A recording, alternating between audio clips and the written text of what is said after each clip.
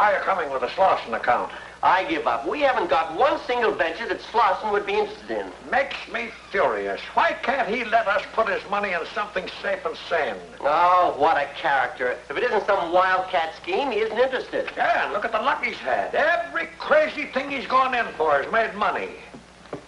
Hi, Dad. Hi, Margie. Hi, Mr. Honeywell. Morning, Margie. If you get any ideas, I'll be in my office. Okay, Mr. Honeywell. Trouble, Pappy? Nothing to bother you, honey. What's up? Well, I don't get my allowance for 3 days. Your allowance. Margie, it's the same thing every month. There's the door. Hello, door. Not my allowance. Absolutely no. Dad. Margie, it's about time that you learn to appreciate money. Oh, I do appreciate it. Give me some and watch my eyes light up. Oh, you don't understand, Dad. It isn't for myself. It's for charity. This came in the mail this morning. Dear Miss Albright, Miss Margaret Albright, this is to remind you of your pledge to donate $25 to our current drive. It's a wonderful organization, Dad. They give free milk to underprivileged school kids and stuff like that. Oh, well, that's different. I'm proud of you, honey. Well, thanks, Dad. Now, wait a second. This is our third reminder. If you have decided to withdraw your pledge, you promised to send them $25 and they had to send you 3 reminders? Well, every time I get my allowance, I mean to send the money, Dad, but I always forget it until I'm practically broke. And you call that charity. You make a pledge and then expect me to supply the money. Margie, I'm ashamed of you. Charity is something that comes from the heart, something that you have to make a sacrifice for. You're right, Dad. I'll really do something charitable to make it up. Well, that's more like my little Margie. Hey, I know what I'll do. I just thought of a way to find the most deserving person in the whole city. Now, wait a minute, Margie. You always go overboard in these things. Maybe you'd better forget about charity. I'll do the donating for both of us. No deal. You said you were ashamed of me. I'm going to do it. And with my own money. Margie, tell me, what have you got in mind? You'll know in about 2 or 3 days. Bye, Dad. I wonder what she's going to do. Oh, what am I worried about? Nobody can cause trouble just doing something charitable. But I'll bet Margie can.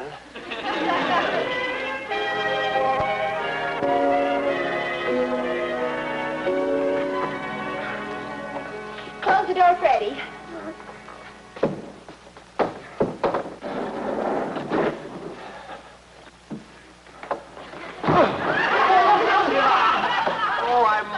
Known it was you, you clumsy lunk. Sorry, Mr. Albright. I didn't know you were there. Oh, forget it. What have you got there? Well, I think Margie wants to tell you about that herself. Hi, Dad. This is it. It? Letters. I don't understand. Will you see, Mr. Albright?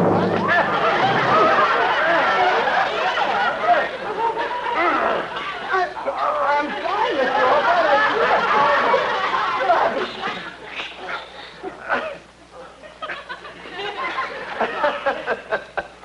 First you almost break my nose, then you almost break my back. What a character. Oh, no, Dad. Oh, Dad. Honey, give him up, please. Give him up. Oh, he's all right. Let me show you the letters. Take a look at my ad. Your ad? Right there, the circled one. Private party will help deserving person. What is your problem? Right box 77, Herald News. Oh, no, Margie. Why do you always have to overdo things? Oh, what's wrong? Here are people who need help, and instead of helping them through some organization, I can do it directly. What's wrong with that? Honey, with an ad like that, you'll attract every crank and crackpot in the country. There's no telling who you might get mixed up with.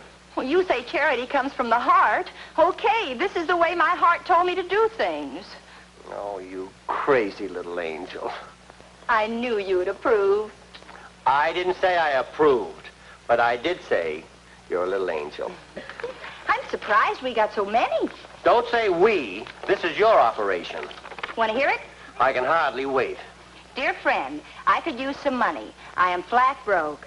I will pay back as soon as I get a job.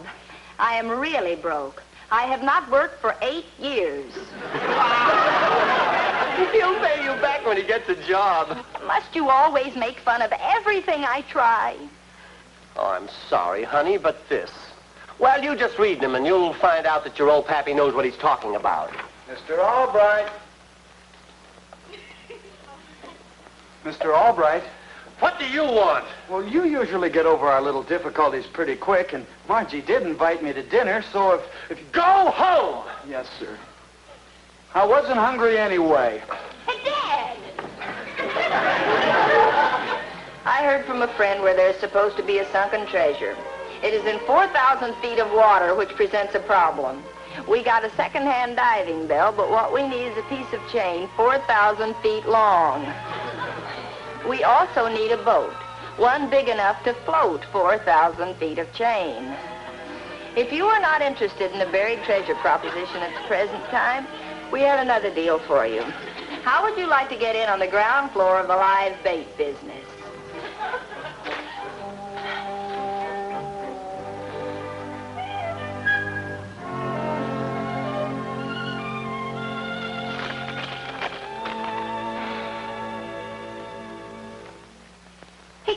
Hey, Dad, listen to this.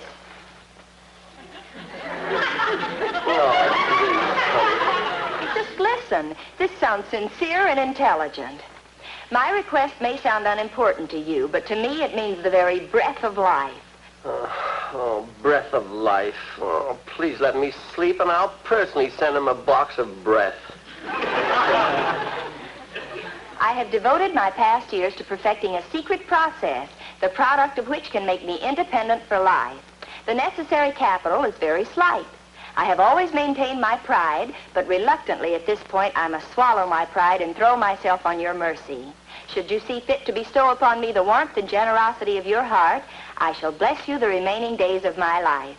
And one day I shall repay you tenfold. Humbly yours, Oliver Timothy Westcott.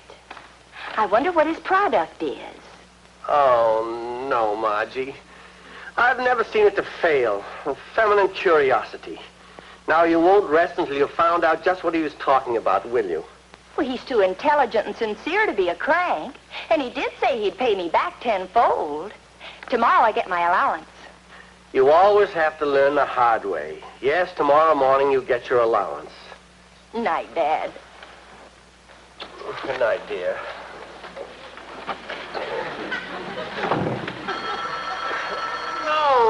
No. Hello. Mr. Albright, this is Freddie. What do you want it for in the morning? Would you run in the living room and see if I left my hat in there? What did I ever do to deserve this? What did I ever do?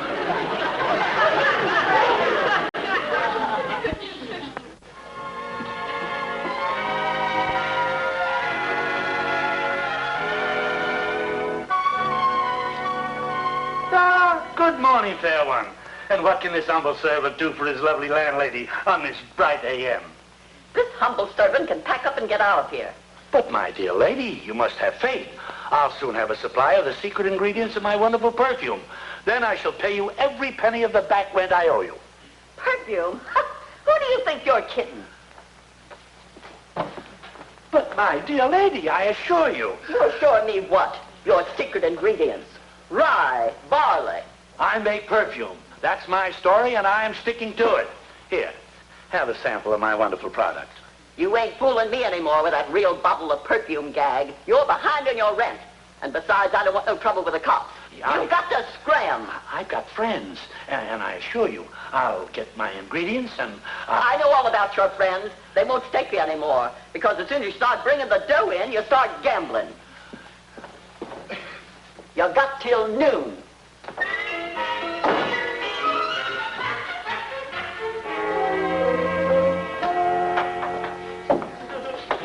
Well, we took a moment to find out you were not a perfume machine.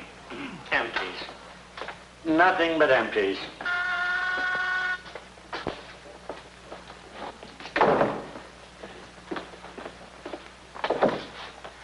Hello, I'm Box 77, Herald News. Welcome, welcome. Come in, do. Come right in. Sir, You look exactly like I knew you'd look. An angel. I'm an associate angel. Freddie Wilson's the name. This is Margie Albright. I am honored.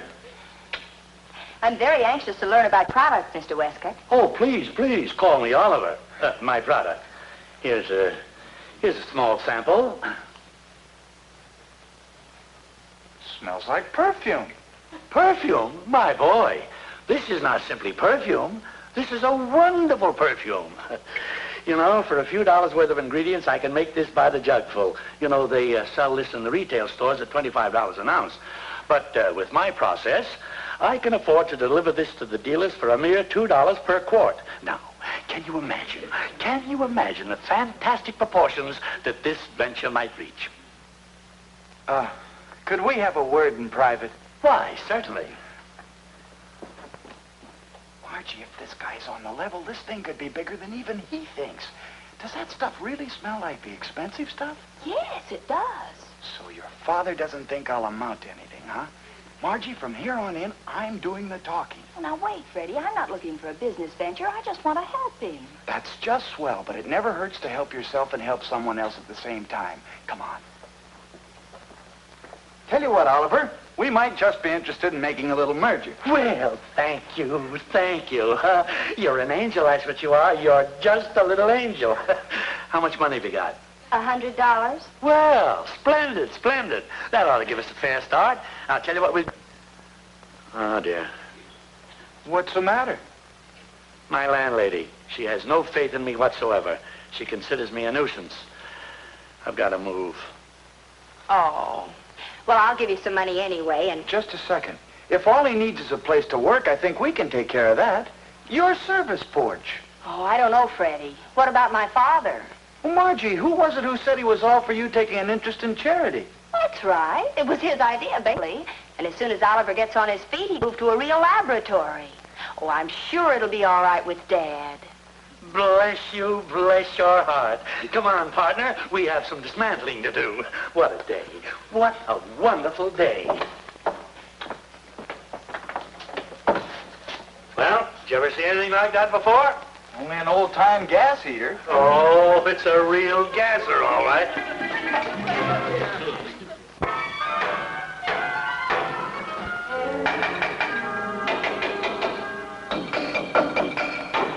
Margie, this is ridiculous. You know there's not room for another person to move in with us. Well, it'll only be until he gets established, Dad.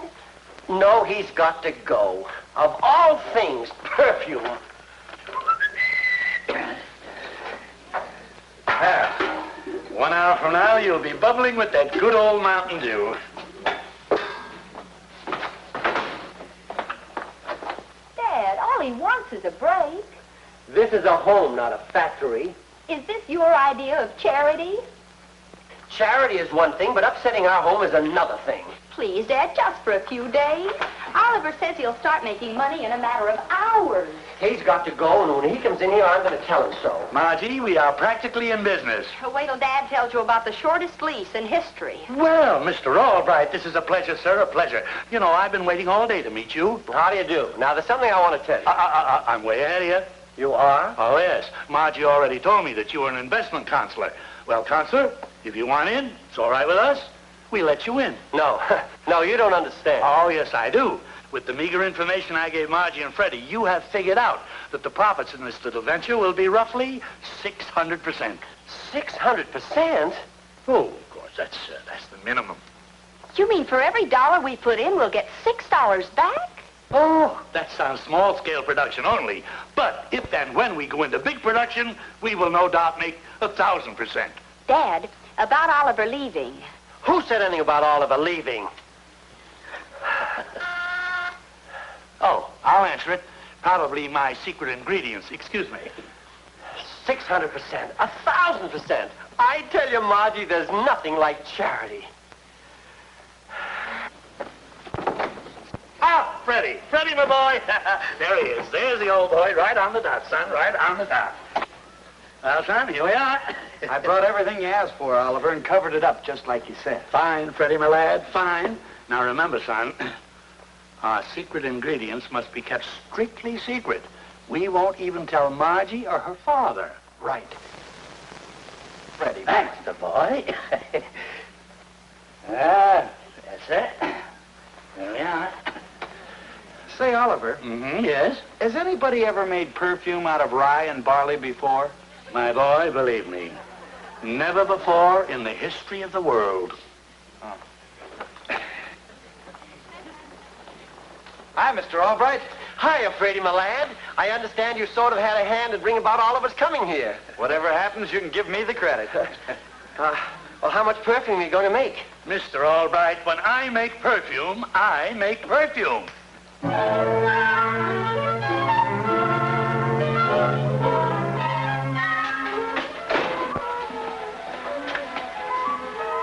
Everything's all right?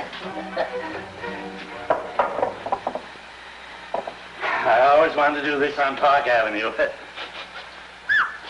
Smells like a distillery. I'll fix that.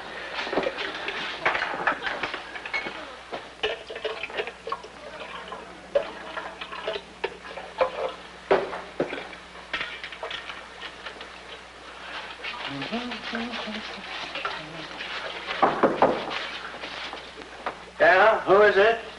Oliver, there's a man in the living room to see you. A man? What's his name?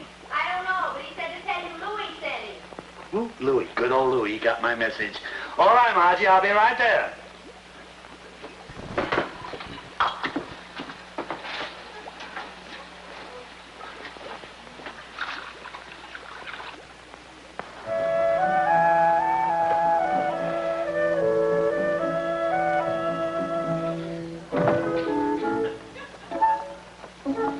Well, Charlie, will you have the small economy size or the large economy size? A large one.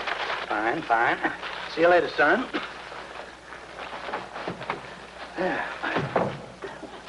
Oliver, Yes, Mr. Albright. that man, he hardly looks like the type to be buying perfume. Oh, that is the secret of our success. It's the first time in history that $25 an ounce perfume is within the reach of the average man at $2 a quart. What does anyone want with a quart of perfume? That's a fair question. Now let me ask you one. What does anybody want with an ounce of perfume? Well, women like it to make themselves smell nice. Well, a quart will make them smell nicer. Dad, why should we care what the customers look like or how much they buy? Just curious, honey. Mr. Honeywell and I have a client who might just go for a deal like this on a tremendous scale. Just wanted to find out as much as possible. A client? Do you mean that Mr. Slauson you've been talking about? Well, this sounds like more good news. Oliver, if Slauson comes in on it, you can start selling it by tank cars. What do you think of me now, Mr. Albright? You're all right, Freddie, my lad. You're all right. Don't forget, Margie had something to do with this, too. Good. I know my boy Albright had come up with something that you'd go for. Sounds fantastic. I didn't believe it myself until we had the sample bottle analyzed. And what was the report? Worth every cent of $25 an ounce. And this fella can sell it for $2 a quart and still make a profit. 600%, and that's minimum. I saw it with my own eyes. Why, he took in $300 in 24 hours, and he was working from a service porch. Why, gentlemen, if this is 1/10 as good as it sounds, we'll go into mass production at once. Why, it'll revolutionize the perfume business. Why, there'll be millions in it. Well, it's all set, partner. You put up the capital and we'll split 3 ways. Let's go over to Albright's and make a deal with this Oliver West. Hello? Hi, Louis. What? Cops? Thanks, Louis.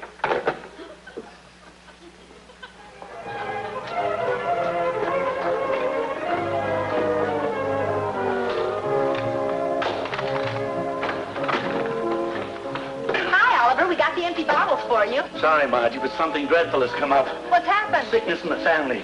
It's really a case of life and death. I have to leave town. For all your kindness, dear, the business is yours. Goodbye. Oliver, wait! I'll take the stairs. Goodbye. That was certainly fast. I don't get it.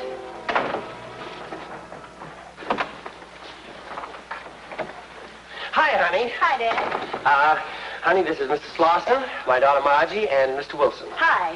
How do you do, Mr. Slauson? Nice to know you. I'm happy to know both of you. Now, where's the genius? Dad, something very strange happened. Oliver's gone. Gone? Yes, he said something had happened and he had to leave. He said Margie and I could have everything. Well, how about that? Now everything belongs to me.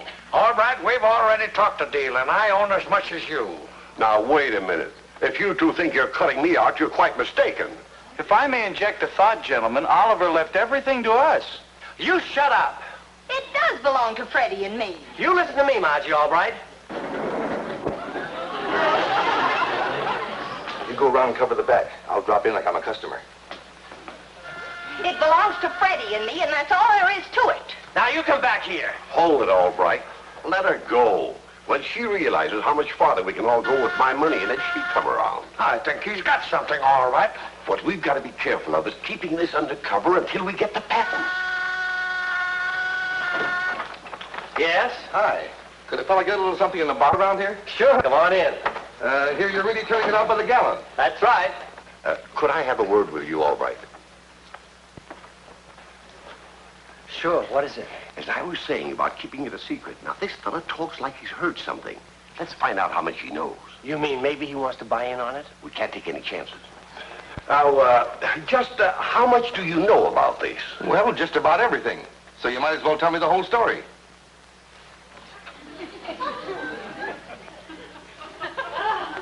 Oliver would have to lock it. If we can just hide the ingredients, they won't know how to make the stuff without us. You're darn tootin'.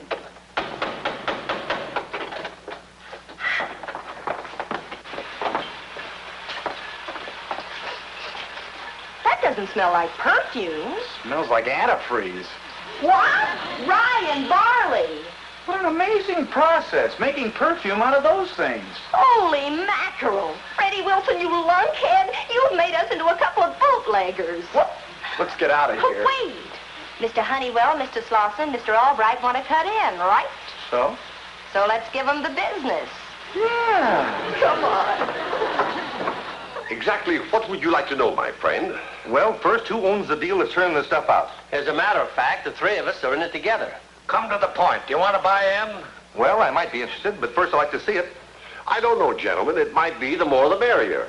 I like this fellow's face. It's honest. Well, thanks. All right, let's go.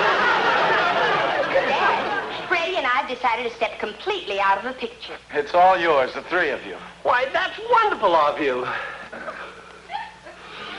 Have fun. Just a minute. Yes? Sorry, but nobody leave. What do you mean? Police. Mr. Albright, please, forget about that credit I wanted. Sorry, friends. Now let's have that little peek, huh?